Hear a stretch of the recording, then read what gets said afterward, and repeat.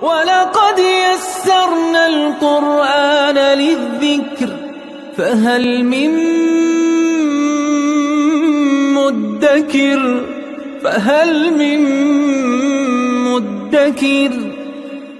اعوذ باللہ من الشیطان الرجیم بسم اللہ الرحمن الرحیم الحمد للہ رب العالمین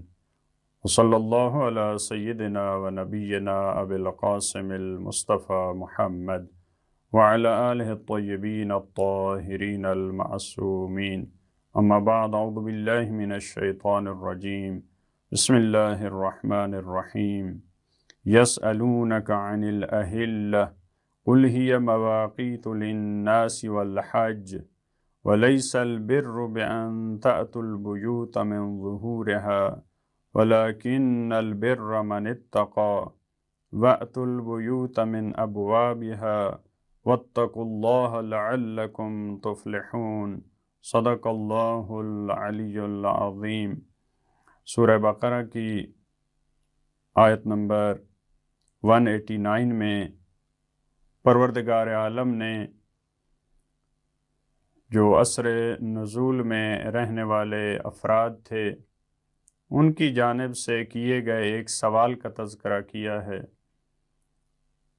اور قرآن کریم میں اس قسم کے کئی مقامات ہیں جس میں یسألونک یہ الفاظ ہیں، یعنی اللہ کے رسول کی خدمت میں لوگ آ کر سوال کرتے تھے، اور یہ بہت اچھا کام ہے اگر انسان سمجھنے کی خاطر اپنے علم اور اس پہ عمل کرنے کی خاطر اگر انسان سوال کرتا ہے تو اس کو بہت سراہا گیا ہے قرآن میں بھی اور احادیث میں بھی۔ تو یہ افراد اللہ کے رسول کی خدمت میں آ کر سوال کرتے تھے، ان کا سوال کائنات کا اور منظومہ شمسی کا ایک جو اہم واقعہ ہے اور ایک اہم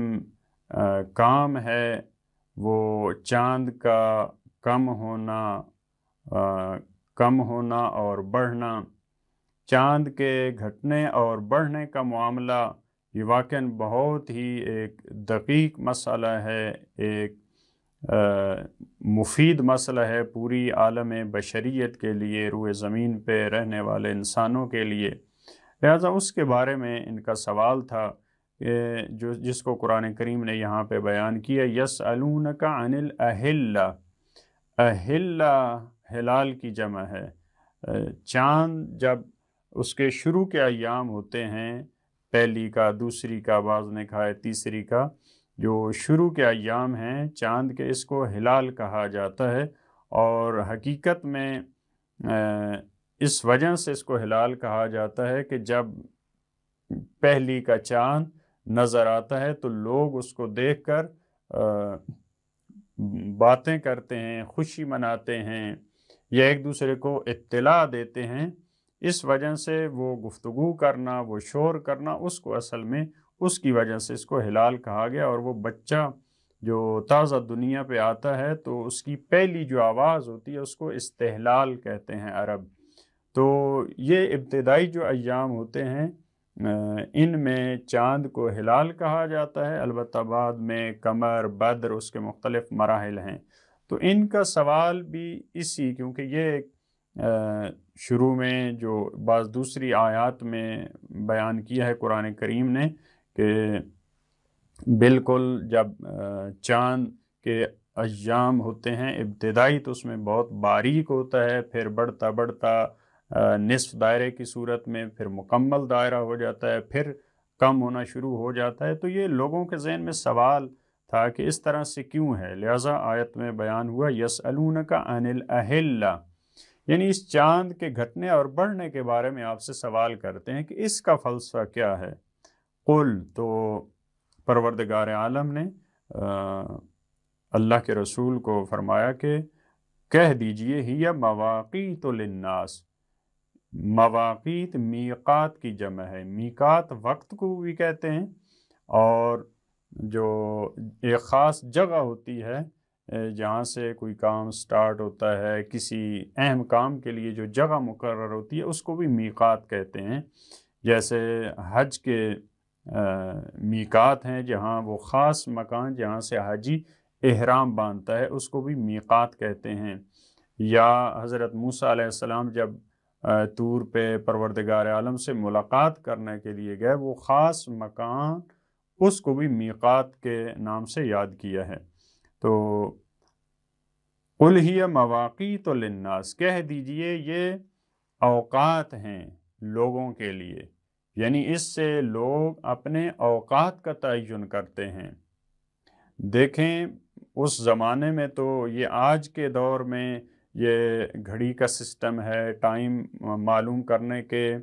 یا مہینے معلوم کرنے کے مختلف ذرائع ہیں، لیکن اس دور میں تو اس طرح کا کوئی ذریعہ نہیں تھا۔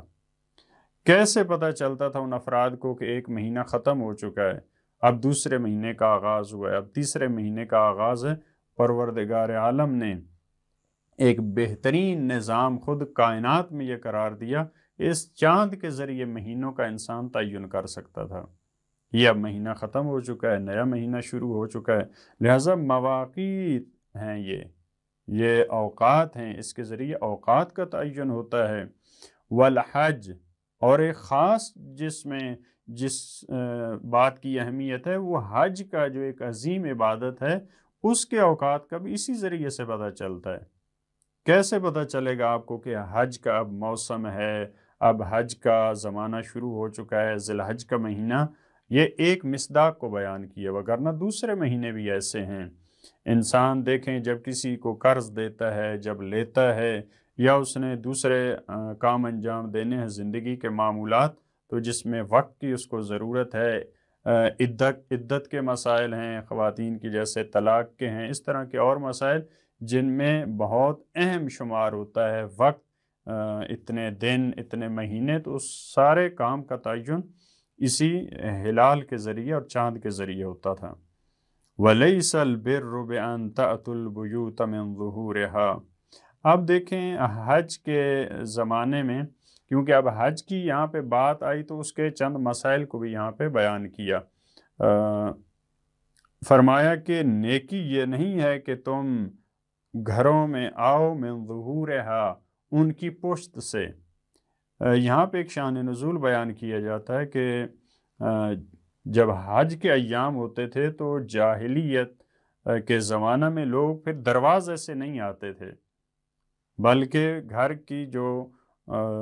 دیوار کو خراب کرتے تھے اور اس کی جو پشت ہوتی تھی اس سے گھر کے اندر داخل ہوتے تھے۔ ان کی ایک خرافات تھی، تو اس سے قرآن کریم نے منع کیا کہ یہ نیکی نہیں ہے کہ تم دروازے سے نہیں آؤ، اور اس کی جو بیک سائیڈ ہوتی تھی اس سے آپ اگر آتے ہیں گھر میں۔ البتہ یہاں سے مستقل یہ بات نہیں تھی، یہ موضوع نہیں تھا، ہلال کی بات تھی، لیکن اس کے لیے جب بیان کیا کہ ایک حج کے لیے بھی یہ مفید ہے،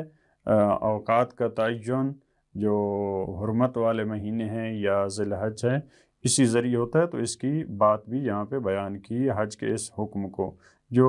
غلط کام وہ کرتے تھے زمانہ جاہلیت میں۔ وَلَكِنَّ الْبِرَّ مَنِ اتَّقَى، یہ نیکی نہیں ہے دروازے کے سے نہ آنا اور پشت سے آنا، بلکہ نیکی یہ ہے کہ آپ تقوی الہی اختیار کریں۔ اگر خوف خدا ہے، اگر پروردگار عالم کی نافرمانی سے ایک انسان بچنے کی کوشش کرتا ہے، وَلَكِنَّ الْبِرَّ مَنِ اتَّقَى، نیکی یہ ہے کہ انسان اللہ کی نافرمانی سے بچنے کی کوشش کرے۔ وَأْتُوا الْبُيُوتَ مِنْ أَبْوَابِهَا، اور یہ صحیح کام ہے کہ انسان اگر گھروں میں داخل ہوتا ہے تو ان کے دروازوں سے داخل ہو۔ البتہ ایک یہ ظاہری اس کا معنی ہے، اس آیت کا ایک باطنی معنی اور ایک باطن کی طرف بھی اشارہ ہو سکتا ہے، ایک تعویل کی طرف بھی اشارہ ہو سکتا ہے جو شیعہ سنی روایات میں موجود ہے۔ اللہ کے رسول نے فرمایا انا مدینۃ العلم وعلی بابها، یہ جو اللہ کے رسول نے فرمایا کہ میں علم کا شہر ہوں اور علی اس کا دروازہ ہے، تو ایک اس کی طرف بھی یہ اشارہ ہو سکتا ہے کہ آپ دروازے سے داخل ہوں، یعنی جو صحیح راستہ ہے، جو اللہ کے رسول تک اور علم کے مرکز اور محور کی طرف آپ نے پہنچنا ہے تو دروازے سے آپ آئیں۔ وہ دروازہ مولا کائنات کی ذات ہے، وہ اہل بیت علیہ السلام کی ذات ہے۔ تو ایک باطنی معنی کے ذریعے، تعویل کے ذریعے اس کی طرف بھی اس آیت میں اشارہ ہو سکتا ہے۔ واتقوا اللہ، اور اللہ کی نافرمانی سے بچو، لعلکم تفلحون، شاید تم رستگار ہو جاؤ، شاید تم فلاح پا جاؤ۔ اس کی طرف پہلے بھی اشارہ ہوا کتنے مقامات پہ۔ تقوی کے بعد لعل کی تعبیر ہے، یعنی شاید، کیونکہ یقینی نہیں ہوتا، انسان کوشش کرتا ہے تو انشاءاللہ وہاں پہ پہنچ جاتا ہے۔ جب حج کا تذکرہ آیا تو وہاں ایک اور حکم اسی سے مربوط، وَقَاتِلُوا فِي سَبِيلِ اللَّهِ الَّذِينَ يُقَاتِلُونَكُمْ، اور تم قتال کرو، اور تم جہاد کرو، اور تم جنگ کرو، فی سبیل اللہ، اللہ کی خاطر، اپنی خاطر نہیں، اپنے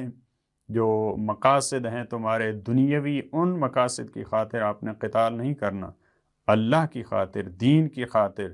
کن سے قتال ہے؟ الذین یقاتلونکم، جو تم سے قتال کرتے ہیں، ان سے قتال جائز ہے۔ یعنی ذی الحج کے مہینے میں، حرمت والے مہینے، ان میں بھی قتال جائز نہیں ہے، ہاں، لیکن ان مہینوں کی حرمت کی جو پاسداری نہیں کرتا اور تمہارے ساتھ جنگ کرتا ہے تو ان سے آپ قتال کر سکتے ہیں۔ وَلَا تَعْتَدُوا، لیکن یہاں بھی اعتداء جائز نہیں ہے، حد سے تجاوز جائز نہیں ہے، جو انہوں نے کام نہیں کیا اس سے آگے بڑھ جانا، یہ جائز نہیں ہے۔ ان اللہ لا يحب المعتدین، یقیناً اللہ جو تجاوز کرنے والے ہیں ان کو پسند نہیں کرتا، جو حد کو کراس کرنے والے ہیں، جو حدود الہی سے تجاوز کرنے والے ہیں، پروردگار ان سے محبت نہیں کرتا۔ پروردگار سے دعا ہے کہ خدا ہمیں توفیق دے، جو اس کی معین کردہ حدود ہیں، چاہے حرمت والے مہینوں کے بارے میں، چاہے دوسرے دینی احکامات میں، خدا ہمیں ان کی پاسداری کی توفیق عطا فرمائے۔ اللہم صل علی محمد و آل محمد۔